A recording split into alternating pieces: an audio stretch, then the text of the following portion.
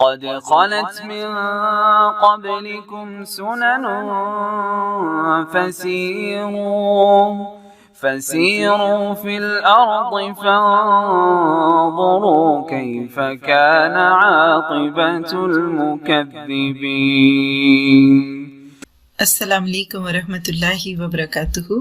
پارہ نمبر 14 نحمدہ ونصلی علی رسولہ الکریم، اما بعد فاعوذ باللہ من الشیطان الرجیم۔ رب اشرح لی صدری ویسر لی امری واحلل عقدۃ من لسانی یفقہوا قولی۔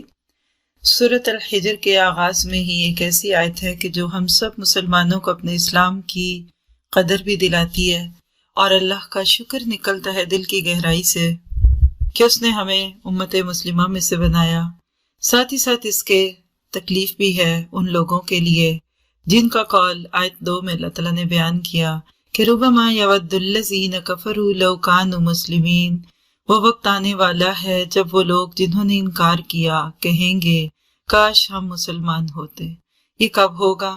یہ دنیا میں تو ہر اس وقت پہ ہوگا جب مسلمان اپنے اسلام کو اپنی اصل شکل میں پیش کریں گے، اور اسلامی ملکوں کے سکون، اطمینان اور خوشی کو دیکھ کر، وہاں کے گھروں کے نہ ٹوٹنے کو دیکھ کر، اور وہاں کے اولادوں کو ماں باپ کا فرما بردار ہوتا دیکھ کر، اور اسی طرح سے ہر گھر کو ہوم بنتا دیکھ کر کہ جہاں بزرگ گھر کی سب سے قیمتی چیز بنا دیے جائیں، اور اسی طرح سے شوہروں کو بیویوں اور بیویوں کو شوہروں کی ٹھنڈک بنتا دیکھ کر یقیناً انکار کرنے والے سوچیں گے کہ ان کے پاس واقعی کوئی ایسا نظام حیات ہے کہ جس میں ہر مسئلے کا حل ہے۔ لیکن دنیا کے بعد آخرت میں جب جہنم سے ان لوگوں کو نکلتے دیکھ کر کہ جنہوں نے نفس کی خواہشوں کی وجہ سے کچھ گناہ تو کیے لیکن اللہ نے بالآخر ان کو معاف کر دیا، اور حدیث کی روشنی میں وہ لوگ جب جنت سے نکلیں گے تو وہ کفار جو ابدالآباد تک جہنم میں ڈال دیے جائیں گے وہ حسرت کریں گے کہ کاش ہم بھی مسلمان ہوتے، اور آج ہم نکل ہی آتے، چلو جلد بدیر ہم بھی تو جہنم سے نکلتے۔ یہ دیکھا جائے تو یہ آیت ہمیں اسلام کی قدر دکھاتی ہے۔ ہم دعا کرتے ہیں کہ اللہ تعالیٰ ہمیں بھی اس اسلام پہ قائم رکھے، عمل میں بھی، قول میں بھی، فعل میں بھی، اور ساتھ ہی ساتھ ہمیں دوسروں کے اسلام کا ذریعہ بنائے۔ حضرت علی کو آپ نے فرمایا کہ تمہاری کوشش سے اگر ایک شخص بھی ہدایت پہ آ جائے تو تمہارے لیے سرخ اونٹوں کے ملنے سے بہتر ہے۔ پھر اس کے بعد وہ وجہ بتائی گئی کہ کیوں لوگ کفر کو چھوڑ کر اسلام پہ نہیں آتے، کیونکہ دنیا کے مزے اور موج اور الہا اور لہو اور ایسے تماشے کہ جس میں اٹریکشن بہت ساری ہوتی ہے، تو فرمایا ان کو چھوڑ دو انہی چیزوں میں۔ آیت نمبر 9 سے پتہ چلتا ہے کہ قرآن پاک محفوظ ہے، اور پچھلی کتابوں میں اور اس میں یہی فرق ہے کہ ان کی حفاظت کی ذمہ داری اللہ نے لی، جبکہ ان کتابوں کی حفاظت کا ذمہ نہیں لیا، جس کی وجہ سے بعد میں لوگوں نے ہر وہ چیز کتاب سے نکال دی جو کہ ان کی خواہشوں کے راستے میں رکاوٹ بنی۔ تو اس میں نہ صرف یہ کہ قرآن بلکہ حدیث کی بھی حفاظت کی بات کر دی، اور ہم سب کتنے خوش قسمت ہیں ہم وہ کتاب پڑھتے ہیں کہ جو پوری طرح اوتھینٹک بھی ہے اور انچینجیبل۔ ہمیں یہ نہیں بتانا پڑتا کہ یہ کس سال کے ورژن کی بات ہے۔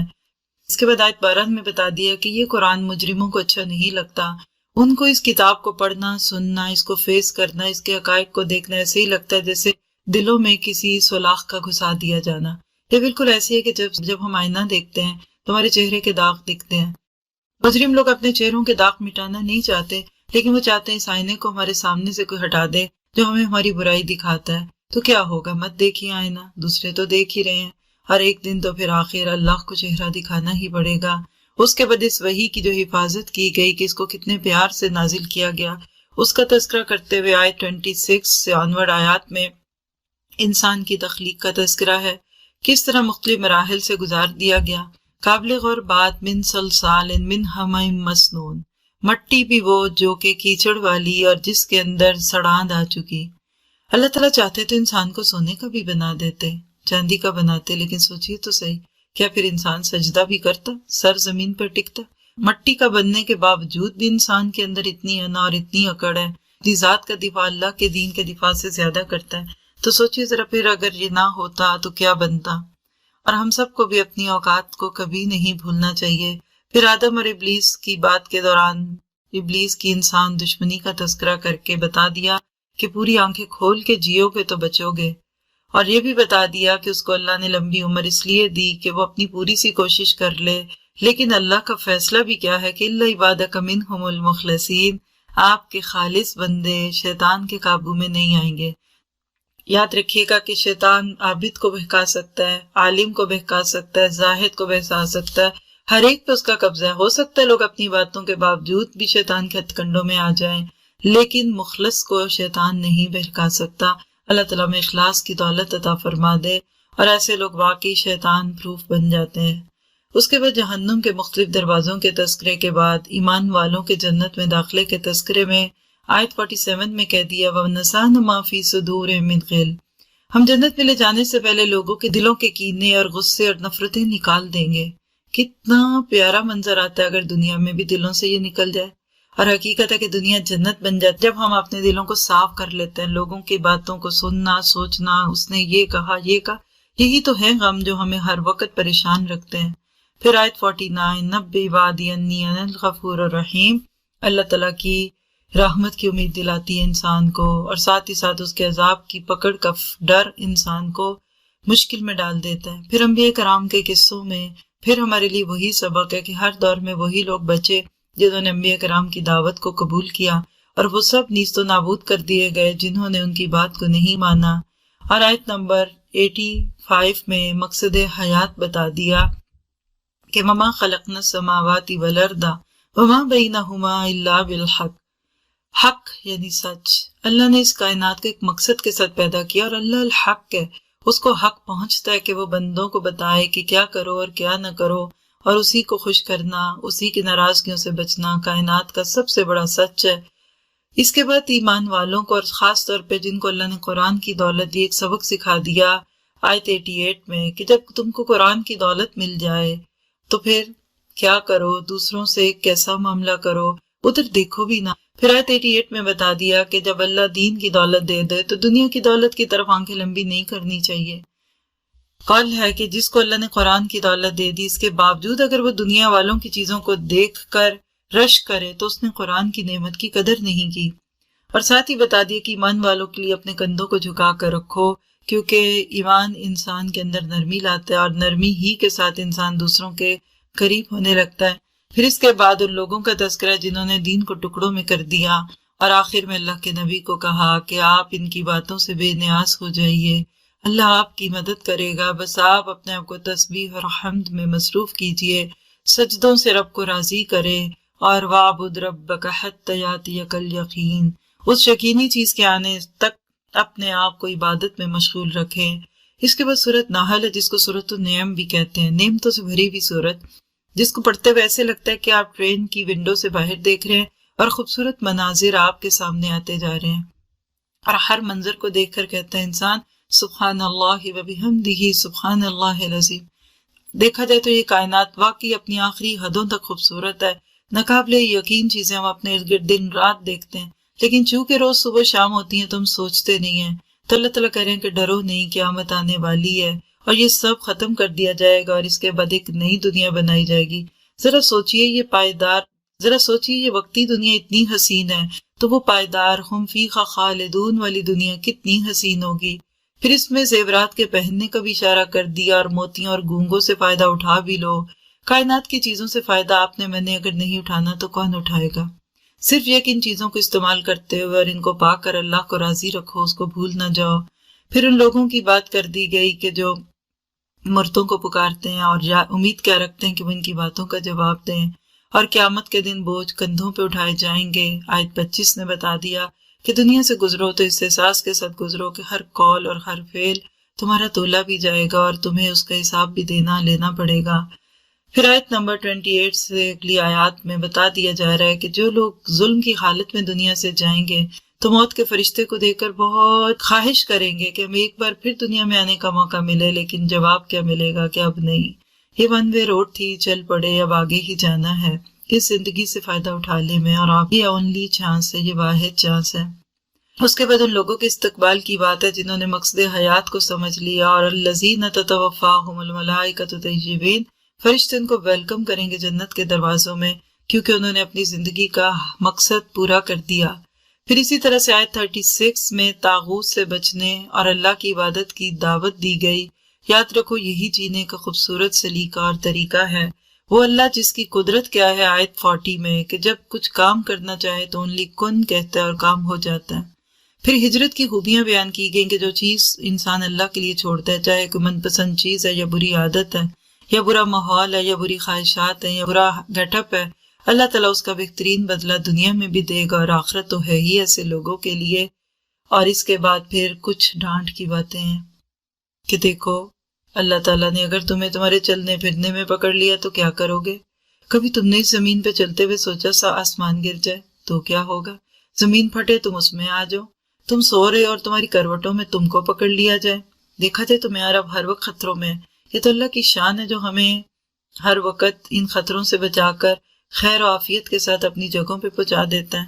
پھر اسی طرح سے شرک کی کچھ قباحتوں کو بیان کرتے ہوئے بیٹی کی پیدائش کو اپنے لیے منحوس سمجھنے والوں کی بات ہے کہ تم تو بیٹی کی خبر سن کے اتنے دکھی ہو جاتے ہو، حالانکہ بیٹی تحفہ ہے، بیٹی رحمت ہے، بیٹی نعمت ہے، بیٹی پیار کرتی ہے، بیٹی دکھ سکھ کو بانٹتی ہے، بیٹی دور ہو کے بھی ماں باپ کے لیے تڑپتی ہے۔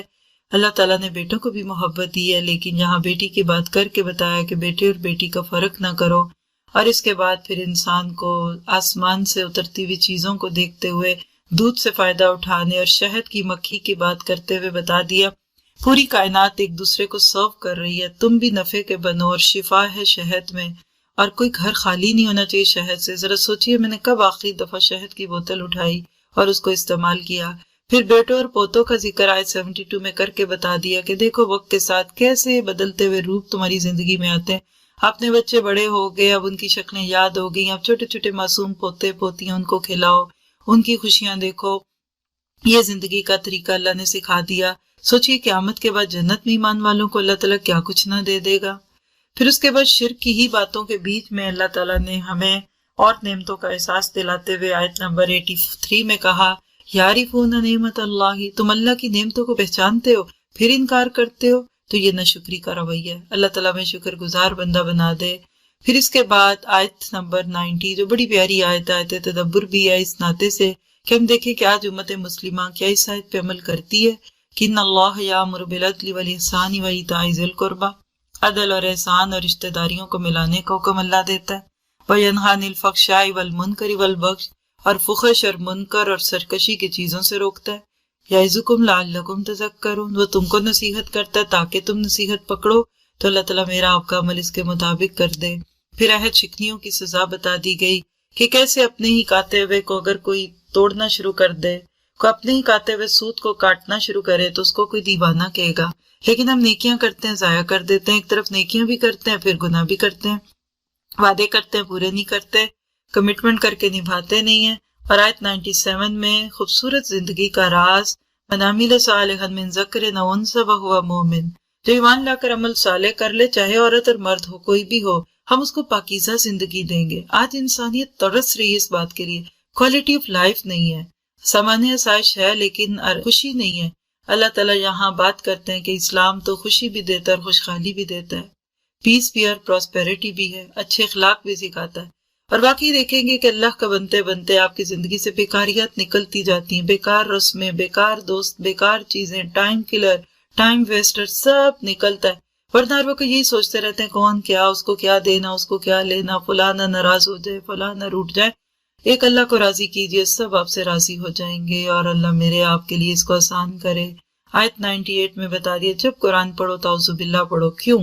اس لیے کہ شیطان اس بندے کے پیچھے لگ جاتا ہے جس کے ہاتھ میں قرآن دیکھتا ہے، اور قرآن بھی وہ جس کو سمجھ کے پڑھا جائے، جس پہ تدبر کیا جائے، کیونکہ اسی کے بعد زندگی بدلتی ہے اور اسی کے بعد شیطان کے ہتھ کنڈوں سے انسان نکل جاتا ہے۔ آیت 106 نے بتا دیا کہ جب کسی کو بہت مجبور کر دیا جائے اور وہ کوئی ایسی بات کہنے پہ مجبور ہو جس کو اس کا دل نہیں مانتا، تو اللہ تعالیٰ اس کے دل پہ معاملہ کرتے ہوئے اس کے ساتھ نرمی کا معاملہ کرے گا، لیکن یہ عادت اور شوق نہیں ہونا چاہیے۔ اور اس کے بعد آیت 112 میں بتا دیا جب کوئی قوم نعمتوں کی ناقدری کرتی ہے، قریۃ امن والی بستیوں کو اللہ تعالیٰ فساد اور شر سے بھر دیتا ہے، اور وہاں بھوک بھی اور خوف بھی اور مہنگائی بھی اور کمی بھی ہے، کبھی بجلی نہیں ہے اور کبھی پانی نہیں ہے۔ سوچنے کی بات ہے کہ آج ہمارے ساتھ ایسا کیوں ہوتا ہے۔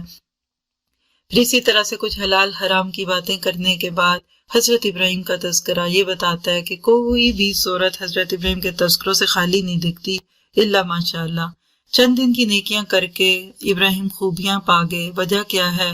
خوبیاں نوٹ کیجئے امتن، ایک امت جو کام نہیں کر سکی وہ ابراہیم نے کر دیا۔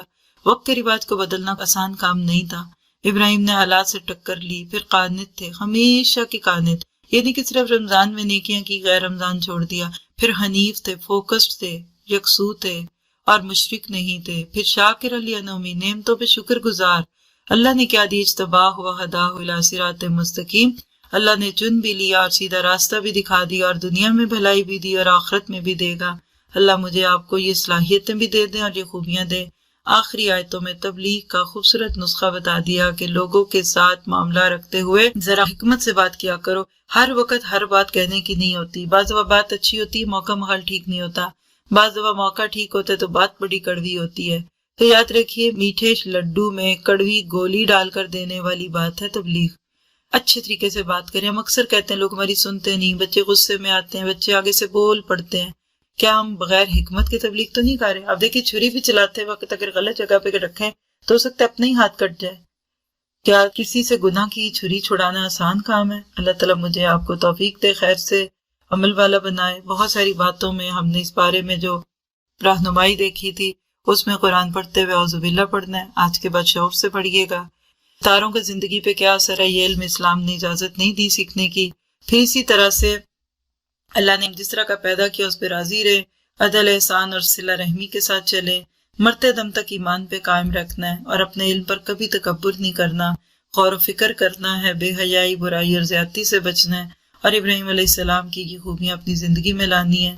زندگی میں شہد اور دودھ کا استعمال کرنا ہے اور سارے احکامات کو مان کر اس کو دل کی خوشی بنانا ہے، تکبر سے بھی بچنا ہے، اور ہر لقمہ کھاتے ہوئے شعور کے ساتھ الحمدللہ کرنا ہے، اپنے اعضاء کو اللہ کے کاموں میں لگا کے اللہ کا عملی شکر ادا کرنا ہے، اور ہر چھوٹی بڑی چیز اللہ سے مانگنی ہے، حرام کی طرف جانا بھی نہیں۔ آیات تدبر ہیں، آیت نمبر 125، ادع الی سبیل ربک بالحکمۃ والموعظۃ الحسنہ، اپنے رب کے راستے کی طرف بلائیے حکمت کے ساتھ اور موعظہ حسنہ کے ساتھ، اور اگر کبھی دلائل دینے بھی پڑیں تو جادلہم باللتی ہی احسن، اچھے طریقے سے دیجیے۔